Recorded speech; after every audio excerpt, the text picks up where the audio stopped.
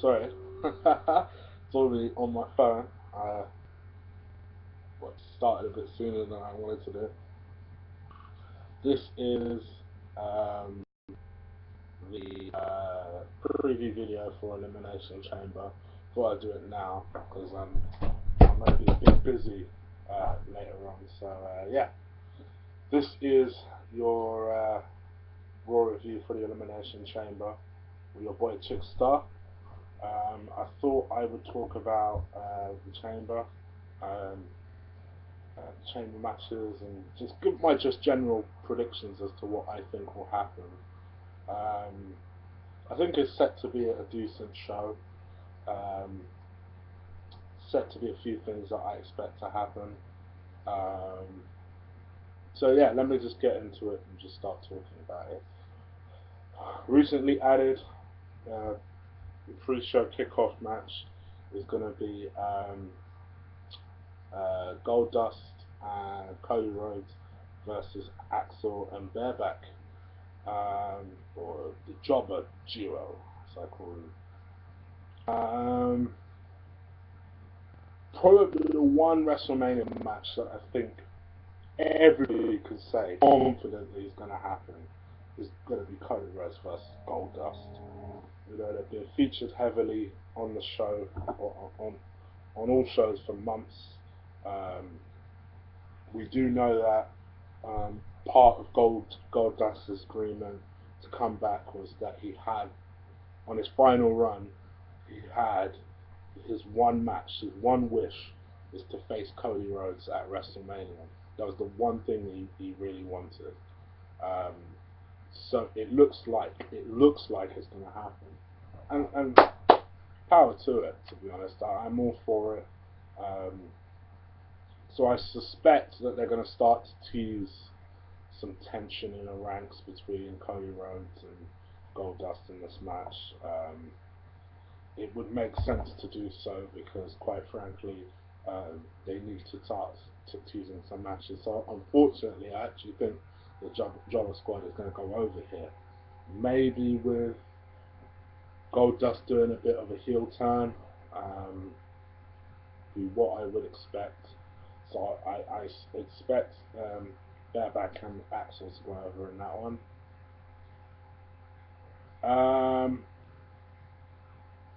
The next match will probably be the tag team champions.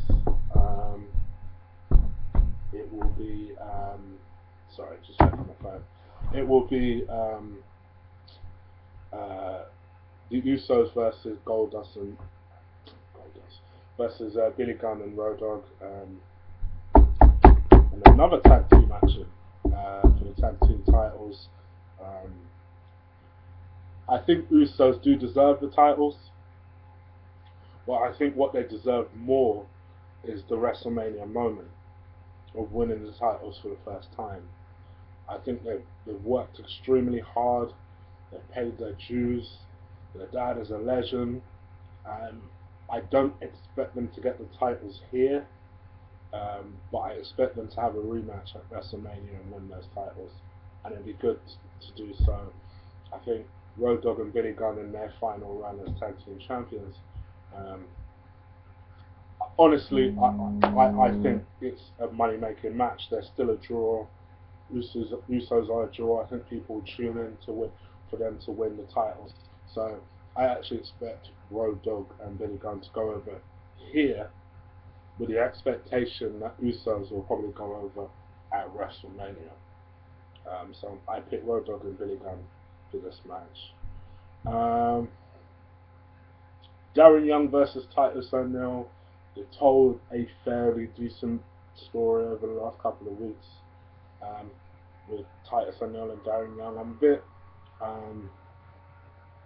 disappointed that they had to heel out Titus O'Neil. My fingers crossed that they're trying to do something big with Titus.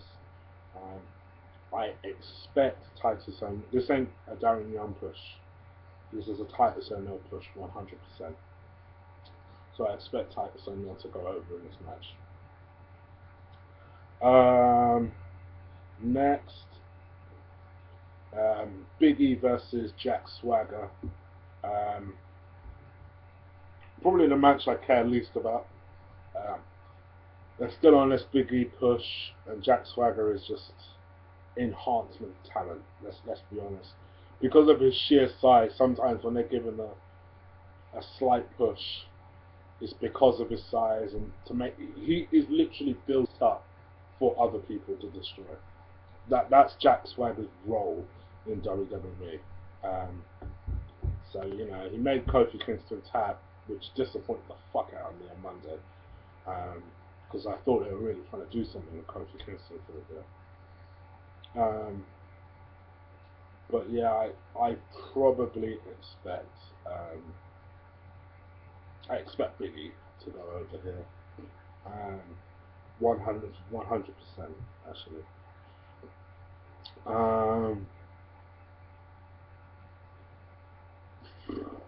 Batista versus Del Rio. If there's anyone in the world that thinks Del Rio is going to beat Batista ahead of Batista's WrestleMania title shot, you must be smoking bone, like literal crack bone.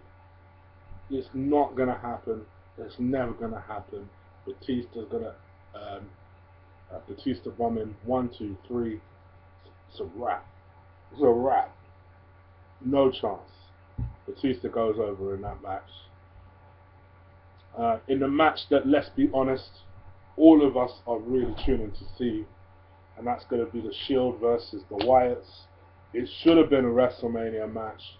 It wasn't a WrestleMania match because I don't think the WWE could hold their wad with this one too much. I think I hear that the plans are for a triple threat match between the three at WrestleMania.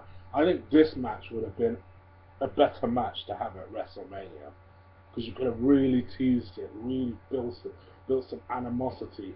And even if you're using this to still split up the Shield, you could have still done that. You would have had 6 weeks to tell a real story there. But I think to be honest, I can only see the Wyatts winning. This storyline is this match is ultimately a device to tell the story that the Shield are splitting.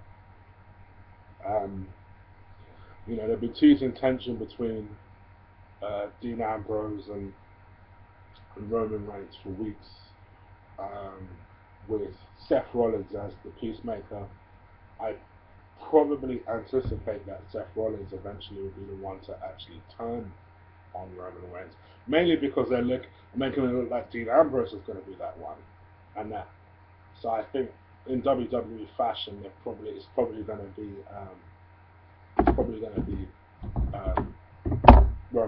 Seth Rollins that will actually turn on Roman Reigns. Well, 100% Roman Reigns is the babyface coming out of this one. So yeah, I'm alright with that. I think Wyatts need to continue their momentum. If the plan is for Cena to face Bray Wyatt, I think ultimately Bray Wyatt needs to look like a star. In defeat, I still think that Roman Reigns also needs to look like a star. They need to be the two focal points really in this whole thing. So yeah, I fully expect the Wyatts to go over.